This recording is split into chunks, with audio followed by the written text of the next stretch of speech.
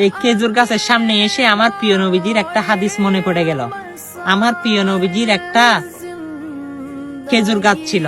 সবসময় আমার প্রিয় নবীজি খেজুর গাছের সাথে পিঠ লাগিয়ে খুতবা দিতেন। সেই খেজুর গাছের নাম হলো হুস্তুলে হান্নানা।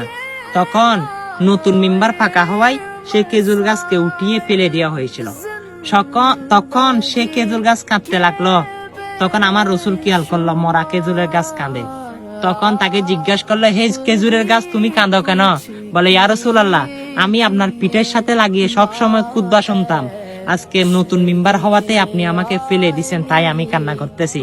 তখন আমার রসুল বলে, হে মরা খেজুরের গাছ হুস্তুলে হান্নানা, তুমি কি চাও? বলে, ইয়া রাসূলুল্লাহ, আমি কিছু চাই না। আমি জীবিত গাছ, মৃত গাছ জীবিতও হতে চাই না। আমার গাছের মধ্যে ফল ফলাদি ধরক, সেটাও আমি চাই না। আমি চাই আপনি রসুল যে জান্নাতে থাকবেন, সেই জান্নাতের মধ্যে আমি একসঙ্গে আপনি রসুলকে দেখে দেখে সব সময় থাকবো। সুবহানাল্লাহ, সুবহানাল্লাহ।